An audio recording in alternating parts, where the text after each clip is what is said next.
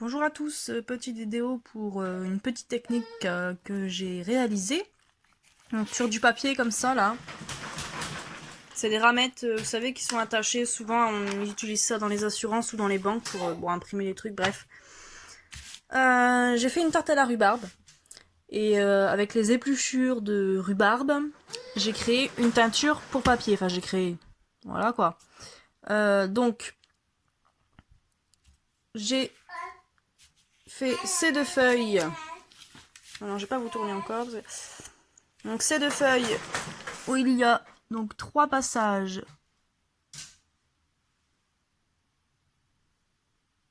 J'attends que ça fasse le focus. Donc il y a 3 passages.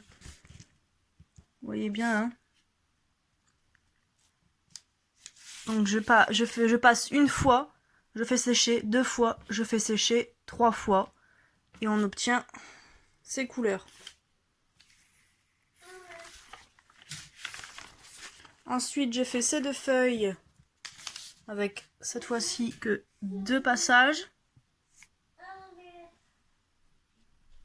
Donc à la caméra, on voit moins bien, mais le papier blanc, il est comme ça d'origine. Hein. Donc là, vous voyez quand même... là, c'est 3 fois, 0, 2 fois. Enfin, on voit mieux avec le papier blanc à côté, sinon c'est vrai que ça fait pas... on voit mieux en vrai, hein, carrément. Et donc ce dernier, où j'y ai passé qu'une fois, et les grosses gouttes en fait, c'est que j'ai essoré les épluchures de rhubarbe pour vraiment finir, et donc ça me donne ces effets-là. Ça se rapproche un peu de l'aquarelle, donc j'aime beaucoup. Donc ma technique, ça a été de récupérer les plures, de la rhubarbe. D'accord, principalement le côté rouge, pour récupérer un maximum de pigments rouges. Donc imaginons que ça c'est une plure de rhubarbe. Ce côté à motif, ça va être le côté extérieur, d'accord, de la rhubarbe. Vous imaginez que c'est comme ça la rhubarbe, vous épluchez, ça c'est à l'extérieur, donc le côté blanc à l'intérieur.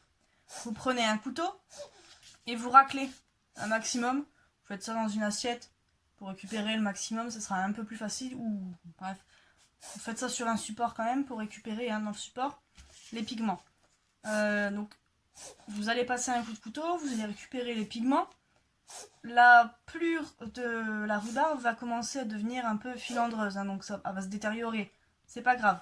Une fois que vous avez fait ça avec toutes vos plures, moi j'ai utilisé qu'une rhubarbe, enfin qu'une tige de rhubarbe, pardon, pour faire ces trois choses-là. Bref, donc une fois que vous avez récupéré les pigments, vous faites une botte des plures et vous allez les entailler un maximum, d'accord. Vous mettez un fond d'eau dans votre récipient et vous laissez tremper 5-10 minutes avec les plures, hein, tout ce que vous avez pu faire dès à présent dans le même récipient, d'accord. Une fois que ça a été reposé, entre guillemets, 10 minutes dans l'eau, j'ai pilonné pour récupérer vraiment un maximum de pigments. Hein. Une fois que ça a été fait ça, et ben j'ai pris mes feuilles,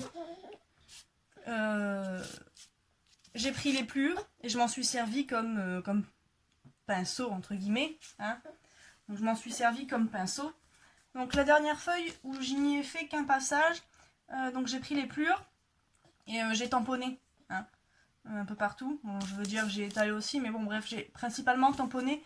Et ensuite pour avoir ces gouttes là, donc j'ai essoré mes pluches pour avoir pour vraiment récupérer le dernier des pigmentations que je peux. Voilà, j'espère que cette petite technique vous aura plu et qu'elle vous servira. Au revoir.